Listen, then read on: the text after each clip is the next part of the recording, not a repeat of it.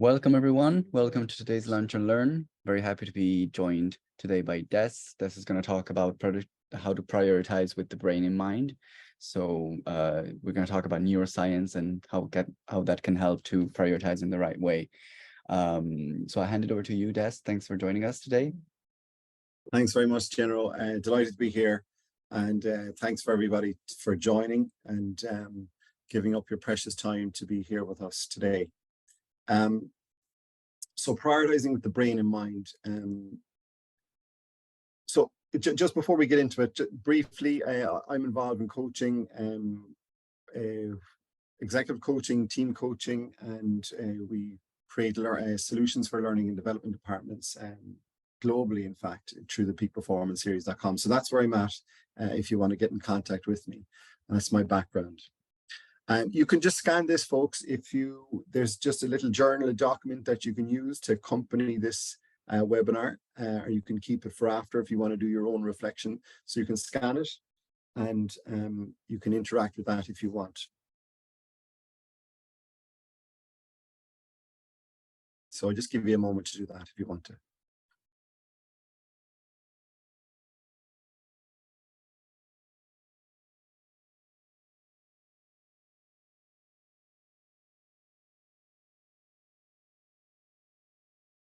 Okay, so what we're at today, hopefully we'll generate some awareness for you about your own personal productivity. Hopefully you'll go away understanding a bit more about cognitive performance through the lens of neuroscience, and that you have, most importantly, a tool that you can apply starting tomorrow morning that will allow you to prioritize a bit more effectively. So we're going to come at it in an approach, a kind of a three-pronged approach today. So the first one is just presenting the challenge and contextualizing the challenge. And then we're going to look at what the neuroscience says. Our brain is our key organ, and it determines, the quality of our work, And so we look at what the neuroscience says about what the brain likes and what its limitations are. And then finally, that tool at the end, I'll go through with you the solution to this challenge.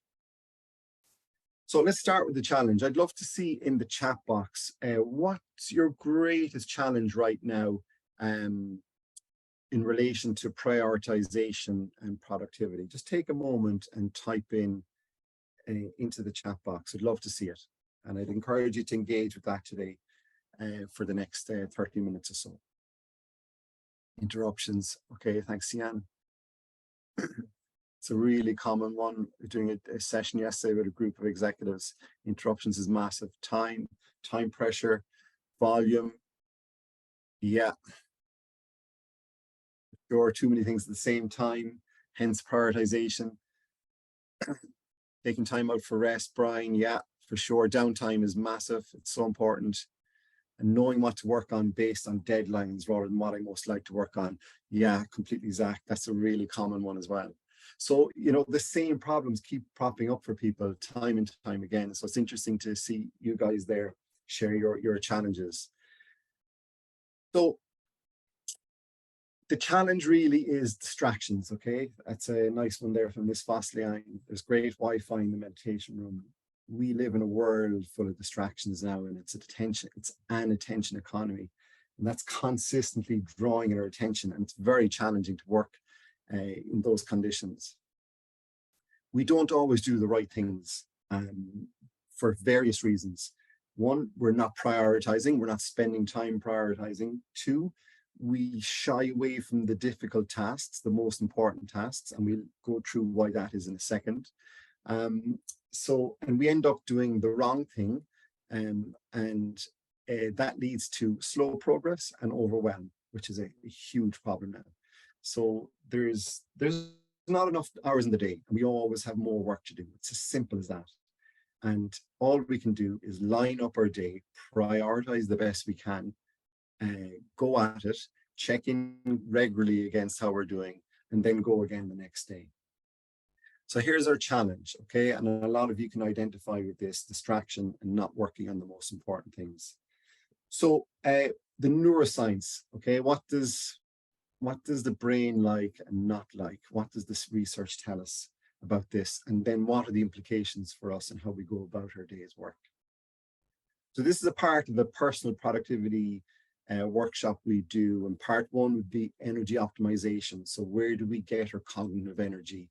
And Zach mentioned, I think, downtime there at the start. Downtime is really important, and we do it through the Healthy Mind Platter. So that would include things like sleep, reflecting on your sleep, reflecting on mindfulness, meditation, social connection. All these things give us energy. And then we have the energy.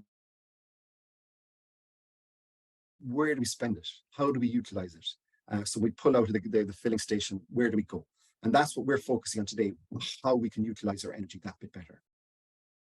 So this is my own definition of personal productivity. It's working on the right thing at the right time with the right energy. And I keep coming back to this definition. It really resonates with me.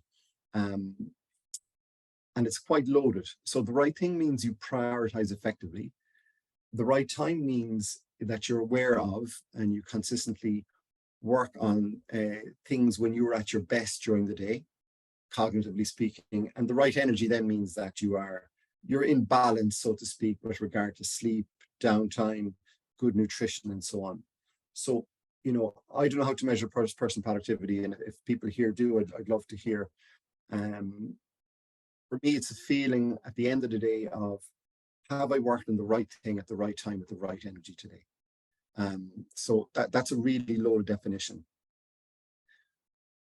So very quickly, could you just give me just a quick traffic light assessment there? Again, engage with the chat box. Are you green, amber, or red in terms of your ability or your consistency on working on the right thing at the right time with the right energy? What does it Monday to Friday look like to you generally?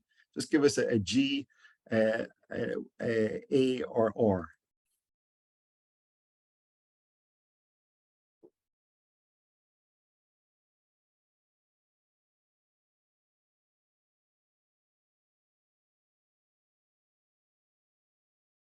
Okay, cool. So we've a lot of people in the middle. So we're amber. So it's good to kind of reflect on what's your current reality. And yeah, the right energy at the end there, Ronan, for sure. It's massive, you know. Time, it's not all about time management anymore. It's about energy management, you know. We have to have good energy when we present for work. And of course, then when we finish work, we're not, you know, exhausted, and we've no time for our partners, our wives and husbands, and so on. Yes, they are. Yeah, energy and time are finite. Okay. So that's my own working definition, and you know, I really find it very helpful in terms of understanding personal productivity and prioritization. This is the key part, folks, of our work. You and I are knowledge workers. And I always say, you know, just like a sprinter should understand running mechanics, we should have an understanding of what the prefrontal cortex, what it is, and what it likes and what it doesn't like. So the brain to the body is like the prefrontal cortex to the brain in terms of, you know, the amount of energy it uses is disproportionate to this. The brain consumes a lot of energy, and it's a very small part of the body. With this prefrontal cortex, or thinking brain, we'll call it, this consumes a lot of energy in our brain, and it's only a small part of the brain. And it's responsible for, you know, a lot of the heavy cognitive lifting we do. I'm not sure if you've heard about it before or not. So it's responsible for things like planning, for decision making, you know. So sometimes if we're very indecisive, that can be a real energy drainer. Problem solving, this is where we do our problem solving here. Understanding and memory. And it's also responsible for inhibition. So anytime we're stopping ourselves from doing something. So that could relate to habits, stopping ourselves, you know, for example, in temptation, eating a chocolate biscuit. Well, that's your prefrontal cortex there, working very hard to help you to stop that. So then, you know, how we construct our environment and our habits have a big influence then on our prefrontal cortex and the energy we consume.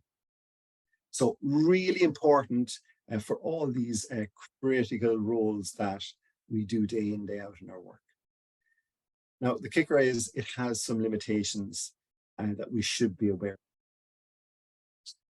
For example, I liken it to a kind of the big 5-liter Range Rover Jeep. It's a guzzler. It burns energy very quickly. It's very energy intensive. So then the question is, what are we paying attention to? Have a critical task to do every day. But what are you doing beforehand? Are you consuming heavy podcasts? Are you in and out of social media? It's very easily distracted. We are the descendants of people who paid a lot of attention to a rustle in the bushes, for example. In the brain's primary job is survival and nothing else. And we're consistently scanning our environment. As an evolutionary carryover, we're scanning our environment for threat and novelty. And so we're very easily distracted. And of course, with pinging cell phones, the modern environment is very challenging for us and our prefrontal cortex. It is the Goldilocks of the brain, Amy Arnson says. She's a neuroscientist in Yale. So it requires a delicate balance of dopamine and adrenaline to help us get work done. So that delicate neurochemical balance for it to work in its optimal state. And, I don't know if you've been to Paris, or if you have friends in Paris, the apartments in Paris, that you can't swing a cat there. It's so small. And, the prefrontal cortex is limited storage capacity. So the latest I saw was it can only hold 4 pieces of information at any one time. It's not a multitasker. Neuroscientists would say that multitasking is a myth. It's a serial processor, one after another. Now you can do 2 things at once. One has to be automatic. You can't do 2 non-automatic things at once. So these are the limitations of the prefrontal cortex, really important part of the brain. And these are the things that can help us, that we struggle with, when we're not productive. So here's just a quick slide on the limitations and maybe a suggestion to help you work with it a bit better. So for the distraction piece, I was working with the group yesterday, and they said Slack, is constantly pinging email. Close it down, close it down. And this takes discipline. If you're working on a certain task, then commit to that task and close everything else down. Some people have 30 tabs open at once, and these are all distractions. It's fussy. Some people struggle with procrastination, and that just means the neurochemicals aren't present. The balance isn't right for you to get going to do whatever task you need to get doing for that deadline. You need to hear some people need to hear the sirens roaring before they get going. So novelty is good. So dopamine is the hormone of interest, and the brain likes novelty. Noradrenaline, which is adrenaline, is the neurochemical of alertness. So, trying to beat your personal best, setting PBs to yourself, okay, I'll do an hour of intense work here, and then I'm going to get up and walk and go for a coffee. These things can help us work to kind of generate the right neurochemical balance so that we work more effectively. Small capacity, keep track of your tasks. I know some people who have an amazing capacity to keep track of, for example, finances in their head. And I would say don't put it down into an Excel or write it down, because save those precious cognitive resources for other things. Chunk projects into, or put projects into chunks, have 1, 2, 3 things max to work on at any one time. When we set goals with our clients, no more than 3, because the brain, the prefrontal cortex, becomes overwhelmed if you've more than 3 goals at any one time. Also, keep things visual. It's a visual processor. So that's why I try to have a lot of images in the presentation. And energy intensive, which we're going to look at in the part of the solution for today. How do we preserve this energy, and how do we ensure that we work on the right thing at the right time with the right energy? And that's what we're going to look at now next. So the challenge, overwhelm, not working on the right thing, lots of distraction. The neuroscience, which has kind of gone through quickly there for you. And if you have any questions, please, come into the chat box there and let me know. The neuroscience says that the PFC, the prefrontal cortex, is a crucial part of how we work, and it has those limitations that I went through. So the solution, how can we use tools to help us work that bit better? So we have chronotypes, and there are 4 different types, 4 chronotypes. We can just generally break it into kind of early bird or night owl. I'd love to know, in terms of the participants here, are you an early bird or a night owl? You can just put early bird, night.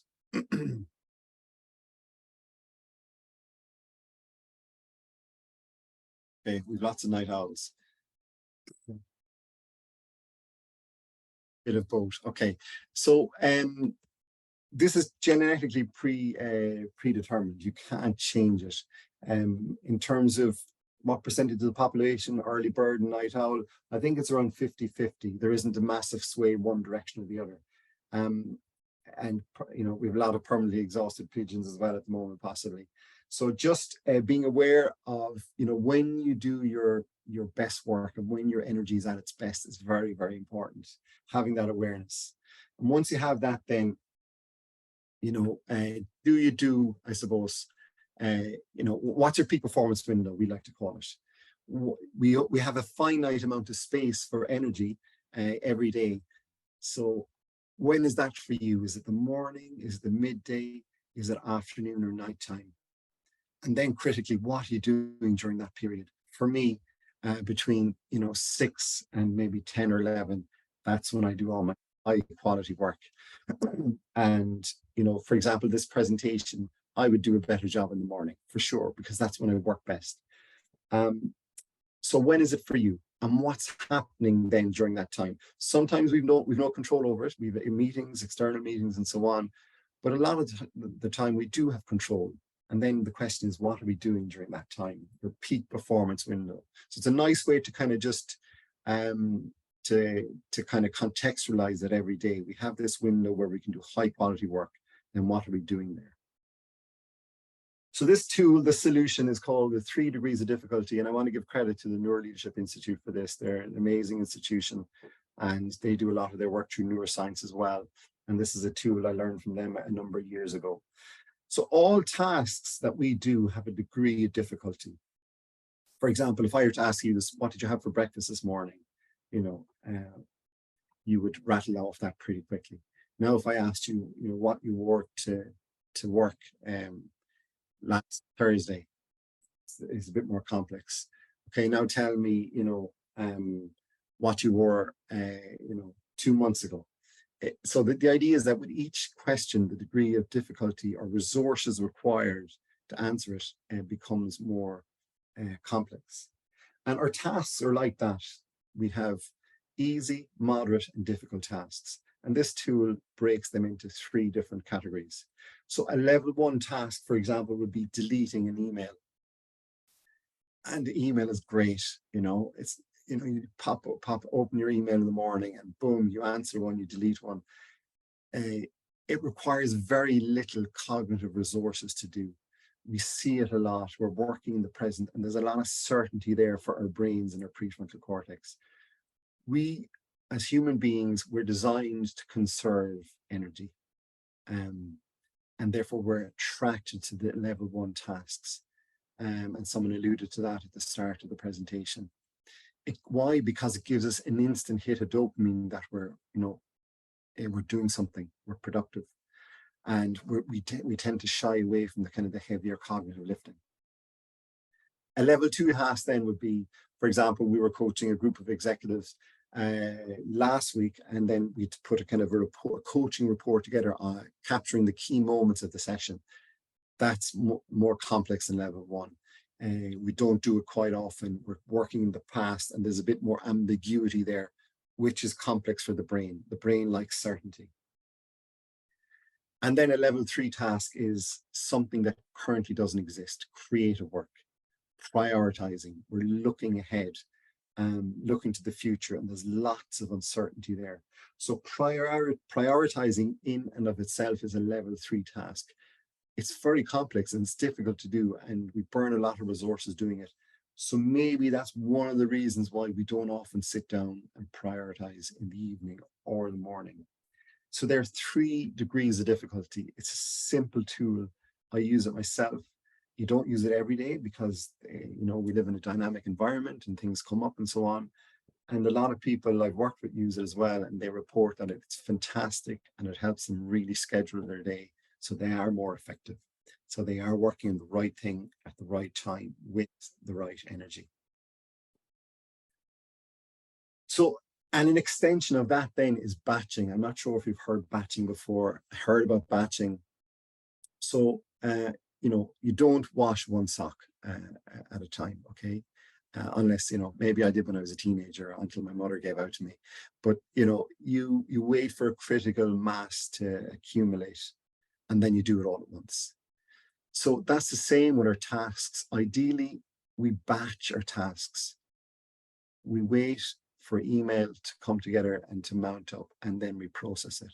So for example, I work well in the morning. I have to scan in the morning to see if there's anything urgent. I'll scan. If nothing, ideally, I leave it, I put it to bed, and I might come back to it at 2 o'clock when I'm not as alert and I am, my cognitive, I suppose, energy isn't at the same place. Therefore, I can do the level 1 task there. And also means there's less distraction. I'm in and out of it less. So you can batch the level 2 and the level 3. So the level 3 would be deep work, for example, taking a morning from 7 till 11, whatever it is, and working on your long-term goals, projects, learning, and so on. So batch those together, and you can be a lot more personally productive. So I just look at the chat there. Okay, it's a good question there from Zach. Is the danger of being a level 1 task and turn into a level 3 task if you let it build up? For sure, like email can be very overwhelming for people if you let it build up. Depends on the nature of the work, Zach, I would say. Everybody knows, what their most important task is. And the question is, getting that balance right between working on the level 3, 2, and 1 task. So it potentially can, if you let it build up and you've got this inbox that's full, that can be quite stressful for people. Now, some emails can be a level 3 task. Someone wants an answer to something, it could be customer care, and maybe you need to just say, look, thanks for email, I'll revert back to you, and need to go away and do work on it. So emails, depending on the nature of them, can have a different degree of difficulty. So just again, to building some awareness here, I'd love to see in the chat box, what could you ruthlessly cut out now to save time and energy? We've just some questions, we'll go through them one by one. I'd be very interested to see what you would come up with there. So what could you ruthlessly throw my phone in the river? Brilliant. Okay, yeah. I think a lot of other people as well, Roland. Anything else?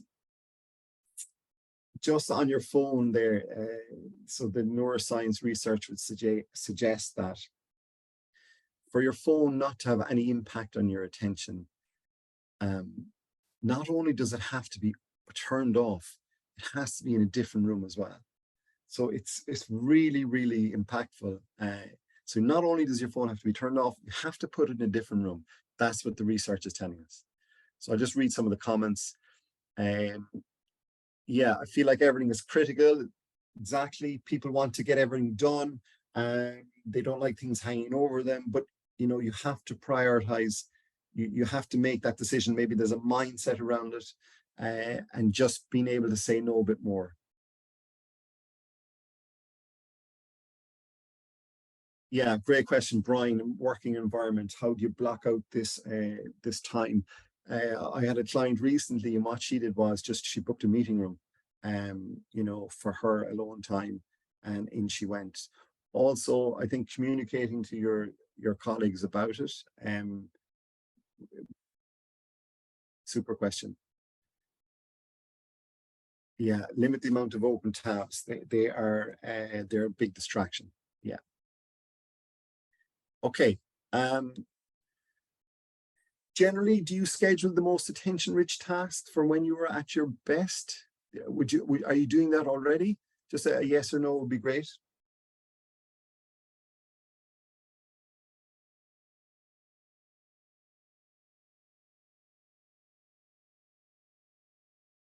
Not yet. Great. We can start tomorrow. Okay, so we have a mixture there. Okay, the best things that I have found to work in the past are the simple things. And what I really like about this tool is its simplicity. Just schedule the most difficult tasks when you can for when you're at your best. Next question.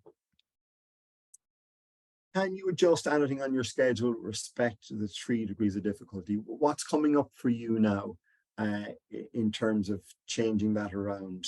Is there anything you're changing, and what would it be?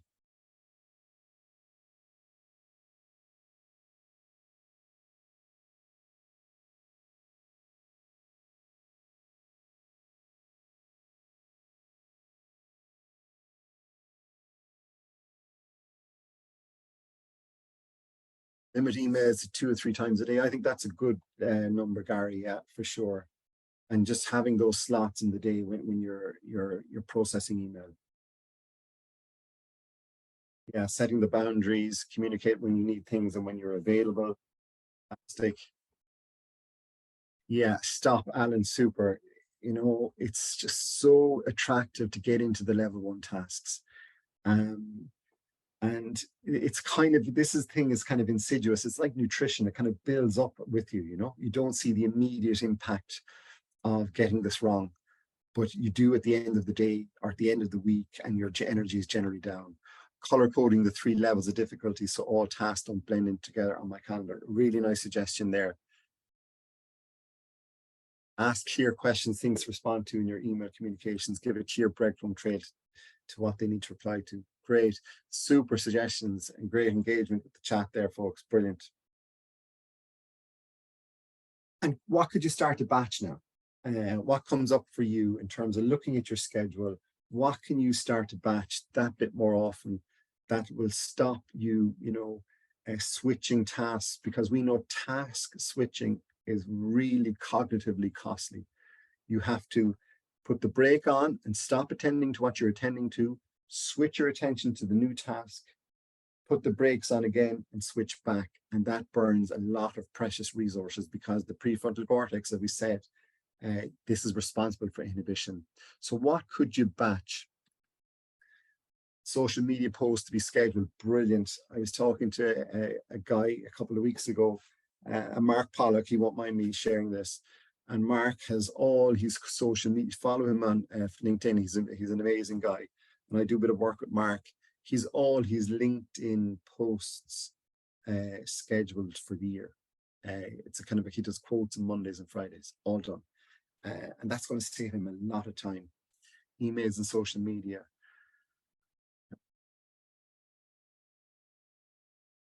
Okay, great suggestions there again. Yeah, checking the social media, batch it for sure, because it's so easy to get in and out. Generally, probably shouldn't have any applications on your phone, maybe it's better to get in via your PC to have a look at Instagram or have a look at Twitter. Each to their own, but certainly it has helped me. Okay, folks, there are just some kind of questions. I wanted to keep this kind of short and simple. We looked at our problem, which is distraction, not working on the most important thing, and that leads to being overwhelmed and having poor energy. Then we looked at this kind of just a basic introduction to neuroscience. This prefrontal cortex is a really important part of our brains, and it has its limitations that we went through. If you can think back of the images I showed you about the big Range Rover, the Homer Simpson distraction and the Goldilocks, and what was the last one?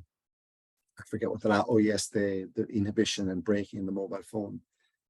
And then we looked at this tool then that you can apply immediately now is the 3 degrees of difficulty. Number your tasks 3, 2, 1, and make sure number 3 is being done when you can, when you have control, during the times where you are at your best, and start to batch also.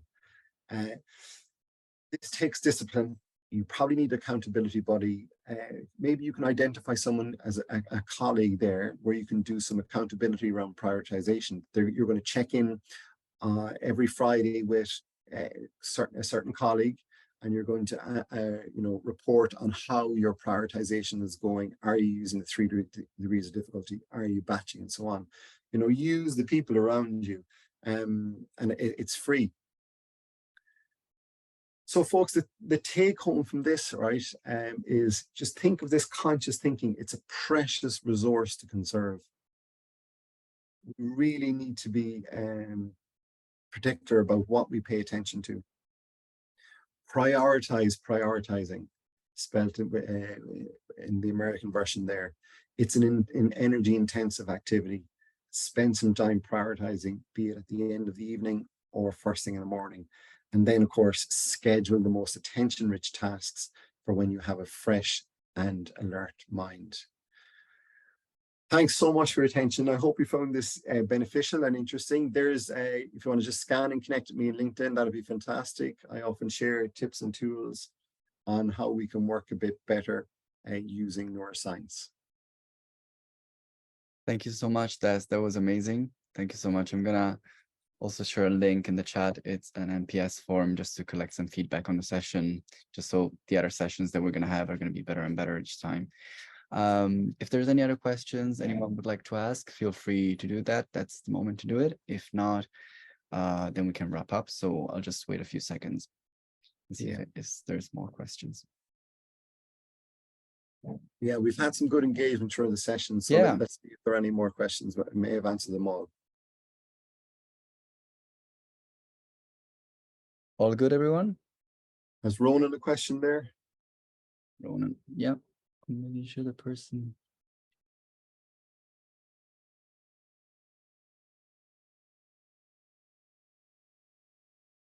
Ronan said, do you have any thoughts on making sure the person that you're dealing with sees the task at the same level? Sorry, can you repeat that, General? He said, do you have any thoughts on making sure that the person that you're dealing with sees the task at the same level? Oof. I'm not sure can I answer that. So I suppose it depends who you're communicating with. I'm not sure what he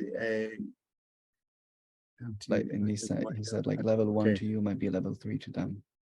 Oh, okay. So maybe that's something to do with delegation there.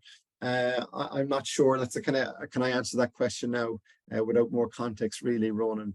Maybe if we want to pick up the conversation outside of this forum, I'm happy to, for sure, Yeah, and then Brian as well. Have you found actively scheduling and prioritizing rest into your day, evening to be helpful or overkill? Super, yeah.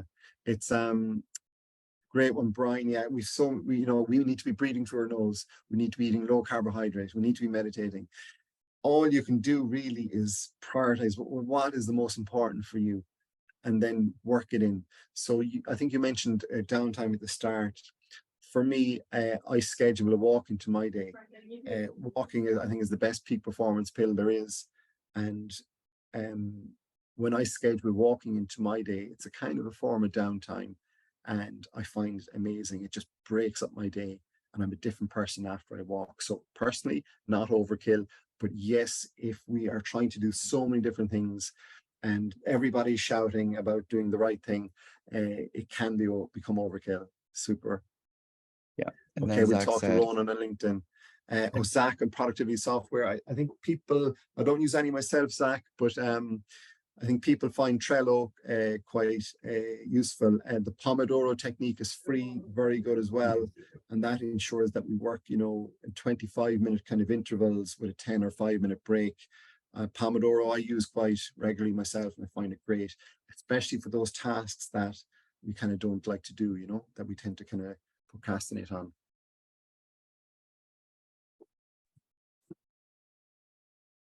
Sorry.